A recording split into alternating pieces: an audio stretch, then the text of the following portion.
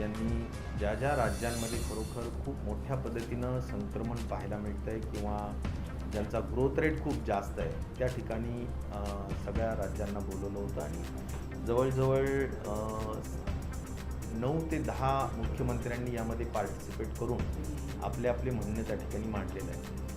माननीय मुख्यमंत्री उद्धवजी ठाकरे साहेबांनी सुद्धा आपल्या राज्याच्या वतीनं जे प्रामुख्याने मुद्दे मांडले ते हेच की ऑक्सिजन, रेमडेसिवीर, वॅक्सिन हे तिन्ही गोष्टी आपल्याला आपल्या न्याय हक्काप्रमाणे मिळाव्या. जे काही आपली संख्या आहे त्या संख्येला अनुषंगून मिळावं. त्यांनी पत्रसुद्धा माननीय मुख्यमंत्र्यांनी प्रधानमंत्र्यांना दिलेलं आहे आणि अत्यंत संवादपूर्ण त्याला मी म्हणेल म्हणणं त्यांनी मांडलं आणि त्यामध्ये त्यांनी सांगितलं की ऑक्सिजनच्या दृष्टिकोनातून आम्हाला जे साधारणपणे इतर राज्यातून ऑक्सिजन मिळेल ते ऑक्सिजन आम्हाला येण्यासाठी उशीर होतो. आता विशाखापट्टणमची ट्रेन निघालेली जरूर आहे पण येऊच तर थोडा उशीर लागतो आणि त्यामुळे आम्हाला एअरलिफ्टिंग करून मिळेल का, तर त्या बाबतीत एक अत्यंत सकारात्मक निर्णय निश्चित प्रकारे झाला की आपल्याला ज्या ज्या राज्यातून आता कोटा मिळेल त्या कोट्यातून ऑक्सिजन आणण्यासाठी रिकामे टँकर्स एअरफोर्सच्या विमानातून घेऊन गेले जातील आणि येताना ते टँकर्स एकतर ट्रेनमध्ये आणले जातील किंवा जवळचं राज्य असेल तर ते टँकर बाय रोड आणले जातील. तर हा एक महत्त्वाची एअरफोर्सच्या विमानाने रिकामे टँकर्स घेऊन जाण्याचा जो काही केंद्र शासनाने मान्यता दिलेली आहे तर त्याबद्दल मला वाटतं की आपल्या राज्याला ऑक्सिजन मिळण्याच्या दृष्टिकोनातून निश्चित प्रकारे काही प्रमाणात आपल्याला गती प्राप्त होईल असं मला वाटतं. फक्त एकच आहे की ऑक्सिजन देताना ते आपली संख्या 7 लाख आहे, आपले ॲक्टिव्ह केसेस 7 लाख आहेत आणि त्यामध्ये सहज 10% हे क्रिटिकल केसेस होतात किंवा आपल्याला मॉडरेट आणि सिव्हिअर केसेस होतात. तर त्या अनुषंगाने तिथे ऑक्सिजन लागत असतं आणि म्हणून त्या अनुषंगाने ते न्यायिक पद्धतीनं मिळावं ही अपेक्षा निश्चित प्रकारे अनेक माननीय मुख्यमंत्र्यांनी व्यक्त केलेली आहे आणि मला वाटतं माननीय प्रधानमंत्र्यांनी सांगितलं की ही आमची VC संपल्यानंतर आम्ही ऑक्सिजन प्रोड्युसर्स, ऑक्सिजनच्या बाबतीतलं एक अतिशय वेगवेगळे पर्याय काय असू शकतात त्या बाबतीतले सगळे पर्यायाचा विचार करून आम्ही योग्य तो निर्णय घेऊ असं आश्वासन ऑक्सिजनच्या संदर्भात दिलेलं आहे. त्यामुळं पर्याय त्यांनी आणखीन काय काय सांगितलेले आहे, जे पर्याय आपण या ठिकाणी करत आहोत की आपण साधारणपणे आता मी एक सांगू इच्छितो की त्यांनी त्यांच्या भाषणामध्ये सुद्धा मुख्यमंत्र्यांनी सांगितलं, प्रधानमंत्र्यांनी सांगितलं की वेगवेगळे पर्यायाचा अर्थ आपले PSA प्रकल्प, नवीन PSA प्रकल्प टाकता येतील का, तर ते आपण जिल्ह्याचा सर्व जिल्हाधिकाऱ्यांना सांगितलं आहे तालुका निहाय PSA प्रकल्प टाका. तो आपण मुद्दा मान्यच केलेला आहे. दुसरा मुद्दा असा आहे की अनेक ठिकाणी आपले जे फूड पॅकेजिंग इंडस्ट्री आहे ही फूड पॅकेजिंग इंडस्ट्रीमध्ये नायट्रोजन निर्माण करतात हवेतून, कारण हवेत 21% ऑक्सिजन आणि 78% नायट्रोजन असतं. त्यामुळं हवेतील नायट्रोजन हे त्या ठिकाणी ॲब्झॉर्प्शन ह्या PSA टेक्नॉलॉजीने जे करतात आणि ऑक्सिजन सोडतात. तर हाच प्लॅन्ट हा किड माउंटेड असतो, म्हणजे याचा अर्थ तिथून काढून आपल्याला हॉस्पिटलमध्ये घेऊन जाता येऊ शकतो. तर अशा इंडस्ट्रीज ज्या आहेत, ज्या ज्या जिल्ह्यामध्ये फूड पॅकेजिंग इंडस्ट्रीज असतील किंवा प्लॅस्टिकच्या संबंधित इंडस्ट्री असतील की जिथे नायट्रोजनचा वापर होतो आणि ऑक्सिजन सोडलं जातं आहे, तर त्याचं उलटं तोच प्लॅन्ट आपल्याला उलटं करता येईल. तर असे प्लॅन्टसुद्धा आपण शोधून त्या त्या जिल्ह्यामध्ये वापर करण्याचा निर्णय घेतो आहोत. तिसरा मुद्दा हे नक्कीच आहे की आपल्या राज्याच्या दृष्टिकोनातून आम्ही सिलेंडर्स कमी पडलेले आहेत. आपण जरूर केंद्र शासनाकडून काही 10-12 हजार सिलेंडरची मागणी केलेली आहे.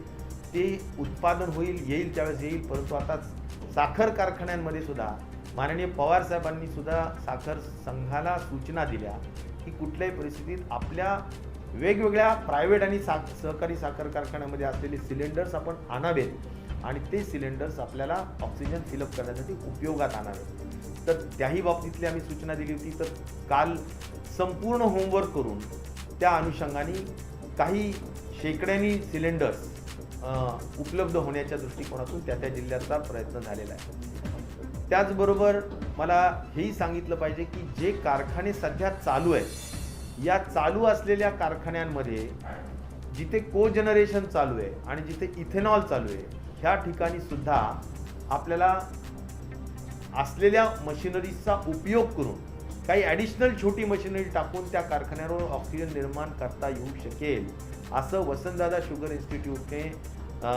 आणि त्यांच्या शास्त्रज्ञांनी ठरवलेलं आहे. आणि त्या संदर्भातली सुद्धा आपलं अतिशय पटकन त्याच्या संदर्भातली कार्यवाही चालू आहे. त्यामुळं जमेल त्या मार्गाने ऑक्सिजन कसं आपल्याला उपलब्धता वाढवता येईल या संदर्भाचे मी सगळे हे नियोजन या ठिकाणी सांगण्यात आलेलं आहे. पण कुठलाही वादविवाद करायचा कुठलाही विषय नाही. आम्ही एवढंच म्हटलेलो आहे, माननीय मुख्यमंत्र्यांनी सुद्धा प्रधानमंत्र्यांना पत्र लिहिलं आहे, रेमडेसिवीर या विषयावर पत्र लिहिलं आहे आणि त्या पत्रामध्ये कदाचित ह्या गोष्टींचा उल्लेख असावा, परंतु VC मध्ये स्पष्टपणे एवढंच सांगितलं की आम्हाला आमच्या संख्येप्रमाणे, आमच्या न्याय हक्काप्रमाणे आम्हाला मिळावं, तेवढी मागणी जरूर केलेली आहे. आणि त्याचं काही असं अगदी हो नाही असं उत्तर दिलं जात नाही, परंतु त्यांनी प्रधानमंत्र्यांनी गांभीर्याने त्याची नोंद घेतलेली आहे आणि आशा करूया की निश्चित प्रकारे आपल्याला झुकतं माप किंवा आपल्याला झुकतं माप जरी नाही म्हटलं तरी न्याय हक्काने मिळेल अशी आशा जरूर करूया. आपल्याला या लसीकरणाच्या संदर्भात योग्य तो निर्णय घ्यावा लागेल, परंतु या सगळ्यांचाच निर्णय घेण्याच्या दृष्टिकोनातून प्राईज हा फार महत्त्वाचा विषय असतो आणि प्राईज जी काही मागणी केलेली आहे त्या संदर्भाने आपल्याला कशा स्वरूपाने आपलं एकूण, कारण आपल्याला 2 डोसेस द्यावे लागतील आणि साधारण 18 ते 45 किंवा 44 वयोगटामध्ये साधारण 5 कोटीच्या दरम्यान 5-5.5 कोटीच्या 5 कोटीपर्यंत जवळजवळ हे सगळे लोक असू शकतील आणि मग त्यांना 2 डोसेस जर द्यायचे म्हटले तर 10 कोटीच्या दरम्यान डोसेस द्यावे लागतील. तर अशा सगळ्या अनुषंगाने जे आर्थिक बोजा येईल त्याचा अभ्यास करून फायनान्स डिपार्टमेंट माननीय मुख्यमंत्री निर्णय घेतील. पण एक नक्कीच आहे की गरीब घटकांच्या हद्दीपर्यंत आपल्याला शासनाला मदत करणं शक्य होऊ शकेल. कधीपर्यंत आपण हा निर्णय घेणार आहोत? कारण 1 तारीख आता जवळ आलेली आहे. आता शेवटी एकच आहे की आपल्याला या सगळ्या संदर्भाने जर बघितलं तर कोविशिल्ड किती उपलब्ध होतं आणि केव्हा उपलब्ध होईल, किती प्रमाणात उपलब्ध होईल, या सगळ्याच गोष्टी आणखीन यासाठी, कारण आदर पुनावालांशी माननीय मुख्यमंत्री बोलले, त्यांनी असं सांगितलं की 24 मे पर्यंत मी सेंट्रल गव्हर्नमेंटचा जो काही प्रोडक्शन, मी जेवढं काही उत्पादन करेन तेवढं माझं बुकिंग सेंट्रल गव्हर्नमेंटच्या 45च्या पुढच्या वॅक्सिनसाठी झालेलं आहे आणि त्यामुळे त्याच्या पुढे मला देता येऊ शकेल असं त्यांनी सांगितलं. त्यामुळे मग काही वेळेस आपल्याला इच्छा असताना सुद्धा थोडी वाट बघावी लागेल असंही परिस्थिती दिसते. तर मला असं वाटतं की माननीय मुख्यमंत्री महोदय ह्यांच्याशी पण बोलणार होते आपल्या भारत बायोटेकशी. तर भारत बायोटेकशी बोलल्यानंतर त्याच्या प्राइजेस काय राहतील, त्याची उपलब्धता किती होईल, या सगळ्याच अनुषंगाने निर्णय घेतला जाईल. फक्त एक नक्की आहे की मंत्रिमंडळाने हा निर्णय पक्का घेतलेला आहे की 18 ते 44 वयोगटामध्ये ॲग्रेसिव्ह वॅक्सिनेशन करायचं आहे. 4000 केंद्र आज आपल्याजवळ उपलब्ध आहेत. ते आपण आज आणखीन पण किती वाढवू शकतो, फक्त लस उपलब्ध पाहिजे. आज असं होतंय की बऱ्याच लसीकरण केंद्रावर लोक येतात परंतु पूर्ण लोकांना आपल्याला लसीकरण करता येत नाही, कारण तेवढी लस त्या केंद्रावर उपलब्ध नसते. आणि म्हणून आपल्याला केंद्र गरजेप्रमाणे जरूर वाढवता येतील, कारण आपण उपकेंद्रापर्यंत, उपकेंद्र म्हणजे 4 गावांना 1 उपकेंद्र असतं, तेवढ्यापर्यंत आपण लसीकरण करू शकतो. ते सामर्थ्य आपल्या महाराष्ट्राच्या राज्यामध्ये आहे, कारण आपल्याकडे कोल्ड चेन त्या ठिकाणी आहे, त्या ठिकाणी ANM आपली नर्स ट्रेंड झालेली आहे आणि डॉक्टर CHO म्हणजे कम्युनिटी हेल्थ ऑफिसर सुद्धा त्या ठिकाणी आहे. त्यामुळं लागणाऱ्या सगळ्या गोष्टी त्या ठिकाणी उपलब्ध आहेत. लसीकरण केंद्र वाढवणं अजिबात अडचणीचं नाहीये, फक्त लस उपलब्ध व्हावं एवढीच त्या मागणी. लस केंद्र बंद आहेत, आपण 1 मे नंतर आपण